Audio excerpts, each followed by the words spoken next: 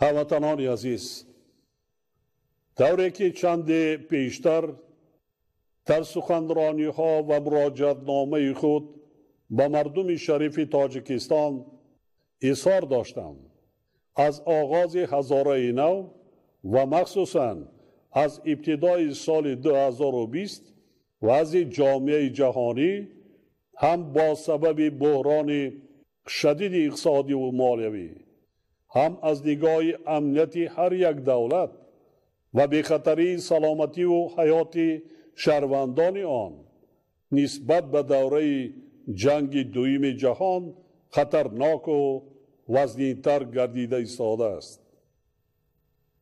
یعنی امروز اهل بشر از جمله تاجیکستان ما در وضع نهایت حساس و دشوار قرار دارد.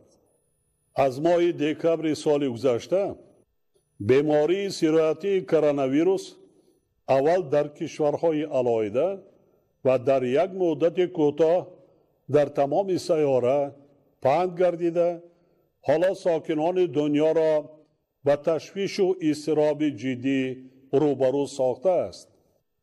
حکومت تاجیکستان از آغاز به عمل آمدن وضع ذکر شده تمام تدبیرهای ضروری را برای پیشگیری کردن پیدایش این بیماری عملی نمود. در نتیجه ما 4 ماه را در شرایط آرامی پس سر کردیم، ولی متاسفانه آخرهای ماه اپریل ویروس در کشور ما نیز پیدا گردید و تا امروز صدها نفر ساکنان مملکت با آن گرفتار شدند. ما برای تبابت بیماران و گرفتن پیش راه پهن‌شوی منبعث ویروس تمام امکانیت ها را سفربر کرده ایم.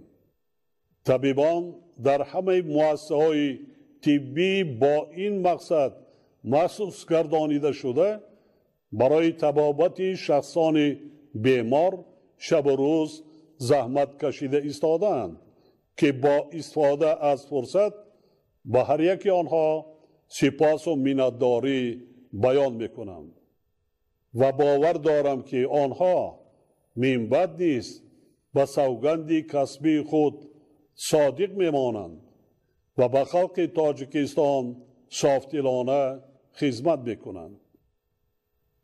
وضعیت به میان آمده از هر یک ما تقاضا میکند که نهایت هوشیار و احتیاطکار و باز هم با صبر و تحمل باشیم. به واهمه و تهلکه داده نشویم و در لحظه های دشوار و وزنین در پهلوی یکدیگر باشیم. ما باید به خود باور داشته باشیم و با عزم قطعی بر ضد این بیماری مبارزه برده با دانش و تجربه و مهارت و ملکه خویش از این وضعیت رها شویم. در این مبارزه یگان فردی با ننگ و ناموس نباید تماشابین و بی‌طرف باشد. یک مسئله مهم را بارها گفتم و بار دیگر تاکید می نمایم که سلامتی هر یک انسان در دست خود اوست و از رعایت طلبات تازگی و بهداشتی وابسته می باشد. در نوبت اول ضرور است که توصیه های طبیبان یعنی تازگی دستها و نگاه داشتن فاصله هنگام صحبت و قاعده های بهداشتی شخصی در خانه، جایهای جمعیتی و هنگام سیر و گشت قطعاً رعایت کرده شوند. در خاطر باید داشت که این بیماری به واسطه از آدم به آدم میگذرد، یعنی سرایت کننده یا انتقال دهنده ویروس تنها خود انسان است. بنابراین ما با رعایت تازگی و قاعده های بهداشت شخصی باید همیشه در فکر خود و اهل عائله‌مان باشیم و نگذاریم که ویروس پیش از همه در بین اهل خاندان ما پیدا شود.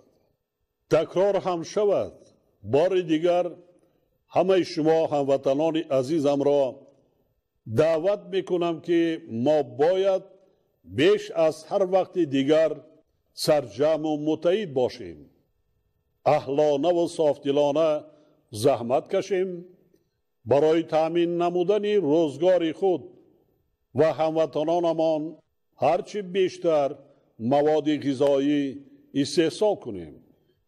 موافق تحلیل و پیشگویی سازمان‌های بانفوذ بین المللی بعد سپری شدن موسم کرونا ویروس با سبب شدت گرفتن بحران اقتصادی و مالیوی، بیکاری، کمبود غذا و بالاروی نرخ‌ها وضعیت در جهان باز هم وزدین می شود.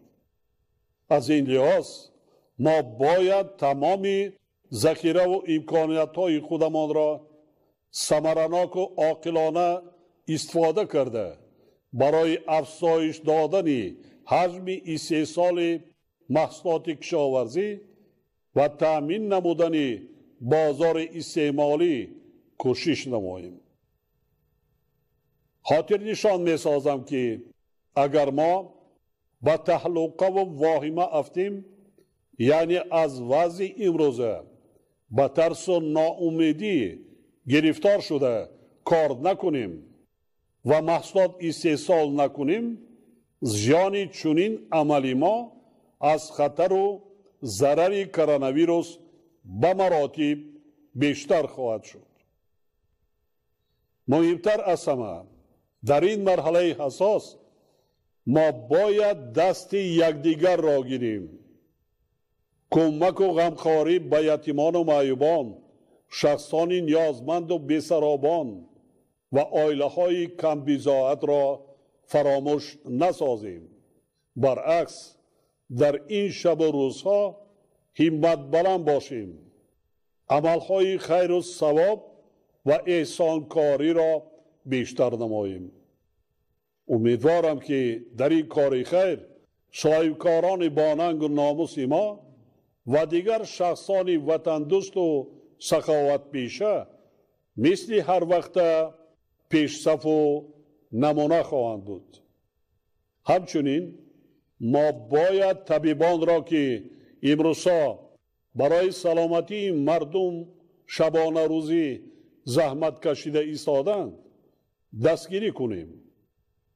هموطنان عزیز ما باور داشته باشند که مشکلات امروزه موقتی اند و حتما پس سر می شوند. مردم ما روزهای از این هم سخت‌تر را بارها از سر گذرانیدند و دل پرانه اظهار می دارم که ما همه یکجا مشکلات امروزه را نیز با صبر و تمکین، اراده مستحکم و سرجمع و اهلانه سپری میکنیم.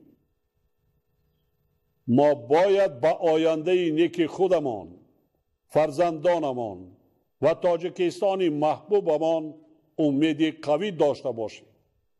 اطمینان دارم که مردم سربلند تاجیکستان مشکلات موجوده را با حس بلند وطن دوستی و وطن پرستی و با اتحاد و سرجمی برطرف می سازند و تمام نیروی خود را می‌برد نیست و سمت آبادی وطن اجدادی و پیشرفت دولت صاحب اختیار خویش سفربر می نمایند. من در این لحظه های برای خلقمان دشوار شب و روز با مردم شریف تاجیکستان و در فکر هر یک فردی وطن هستم و به خاطر حفظ سلامتی و حیات ساکنان کشور تمام تدبیرها را اندیشیده ایستادم. بار دیگر همه سابقه‌داران جنگ و محنت و خلق عزیز تاجیکستان را به افتخار 75مین سالگرد غلبه بر فاشیسم صمیمانه تبریک گفته به هر یک فرد کشور سلامتی بردوام، عمر با و برای تاجیکستان محبوبمان صلح و ثبات جاویدانه آرزو می نمایم. 75مین سالگرد جشن غلبه مبارک هموطنان عزیز.